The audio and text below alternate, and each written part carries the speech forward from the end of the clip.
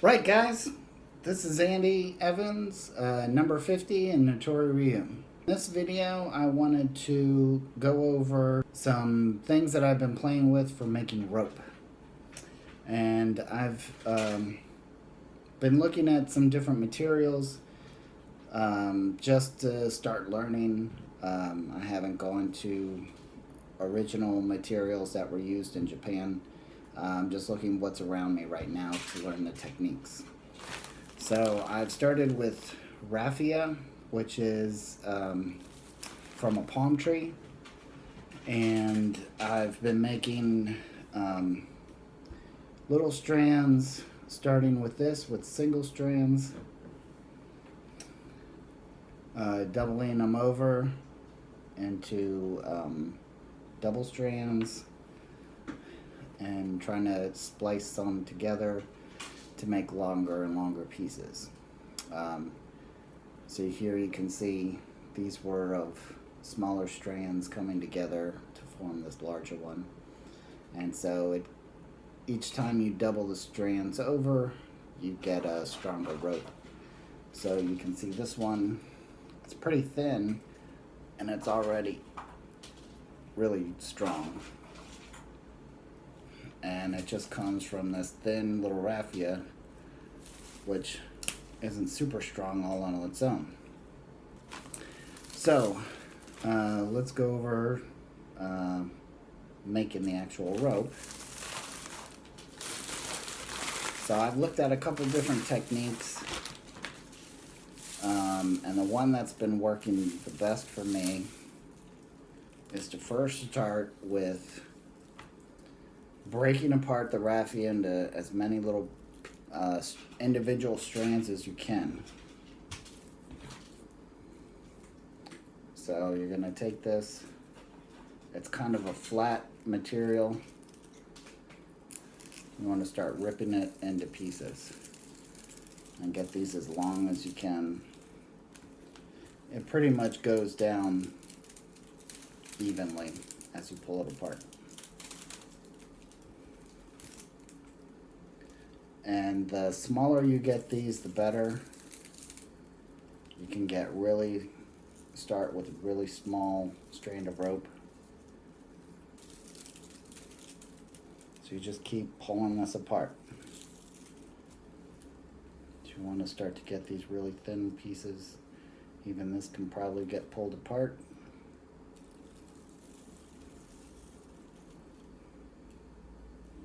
And it does start to get a little confusing and messy because these pieces start to get all over the place. And you eventually get to where it's so thin you can't really pull it apart. Okay, so each piece now is pretty small, thin. They're actually long, but they're pretty thin. So now what I've been doing, I've tried two different techniques and one works much better than the other. So I start out by getting a few of these strands, maybe 5 or 6 to begin with. Try to get them lined up a little bit. Okay, so I'll start with 5 of these right now. So you want to get about the middle. So double the, bend these over and get somewhere around the middle. You want to take this bundle of strand and start twisting it.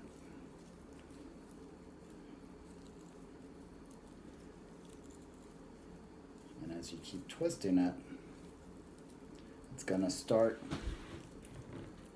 let's see if I can get this in sync.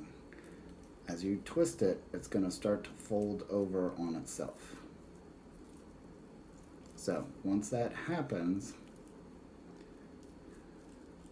it's easier to hold it sideways.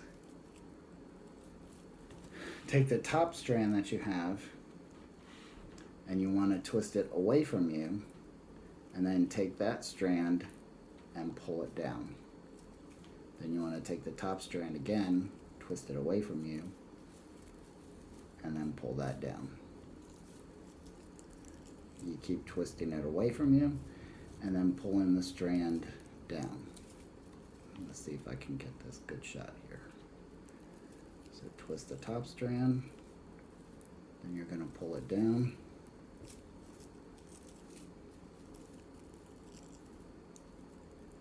You want to try to keep it nice and tight.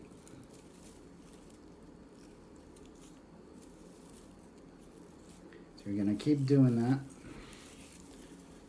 Try to keep your strands from getting all tangled. So keep them separate.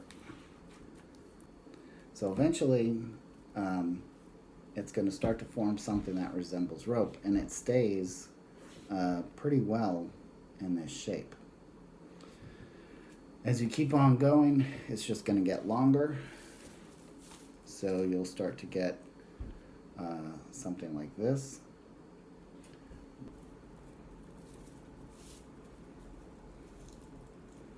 Okay, so in about 2 minutes or so, I've gotten about this much rope made. So it's not super fast, but it's also not super slow. Once you get it made, it's not bad to just stretch it out a little bit.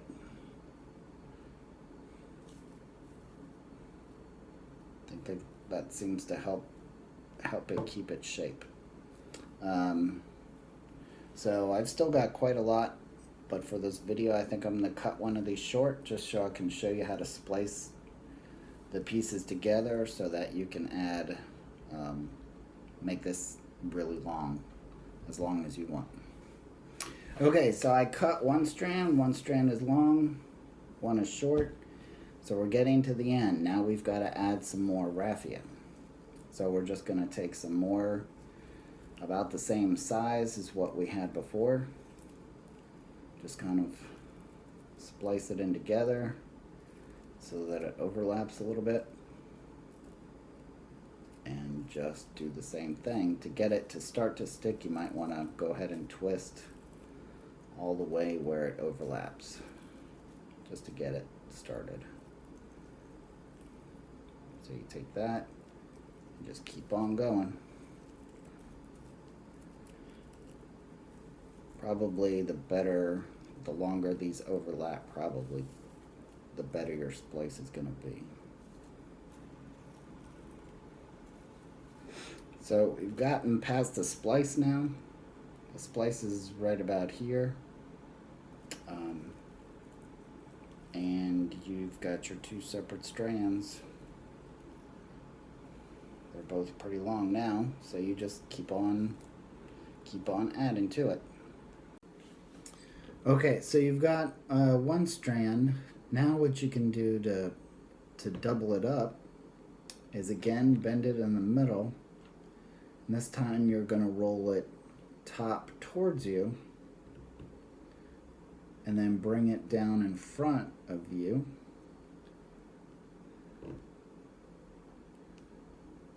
So top towards you, bring it down in front. See if I can show this. Top towards you, bring that strand in front, bring it towards you, bring it down in front. And as you're doing this, you're pulling and tightening the whole thing. So don't forget to keep it nice and tight. And then stretch it out a little bit. And now you've got a double piece.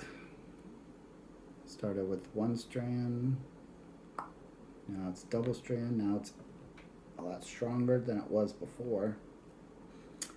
So you could do that just by doubling it over, or you can take 3 strands and braid them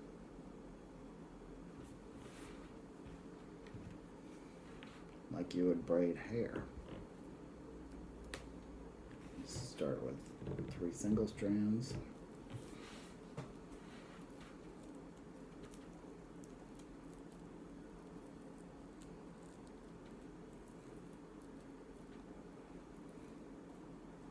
All right. So now you start with them tied together, 3 strands.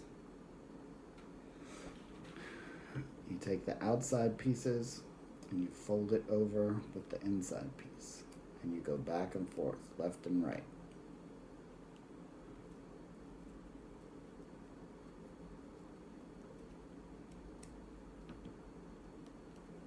Now the difference on this one is at the end you're going to have to tie a knot into them, and it makes flat rope.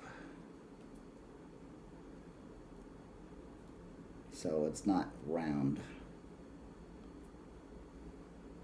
more like a sagio cord. So you start to get something that's a little more flat, but again, it's really strong. So that was with the raffia, and I had to buy that in a store because I don't have palm trees. So now I want to try just some simple grass. I've taken some grass out of my yard after I let it grow a little too long, and I'm gonna see if you could just do the same thing with this. Now I haven't split this. This is just whole grass. Let's see if it'll split like the raffia. Because if you can start with really small strands, then your rope isn't going to be too bulky.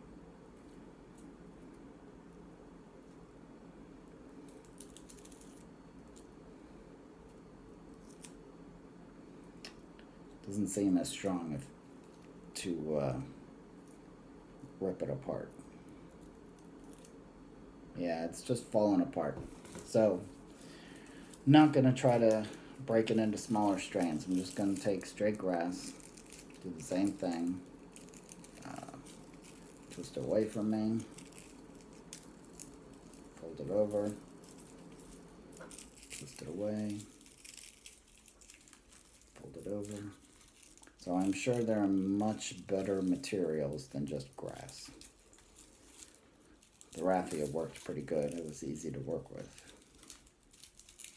This is a bit harder to do, and it's certainly not very bendable.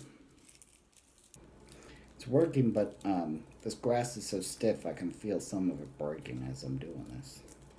So this is probably not going to be very strong. But even if some of it breaks, the twisting is going to be just like you're splicing pieces together, so it'll help hold it together.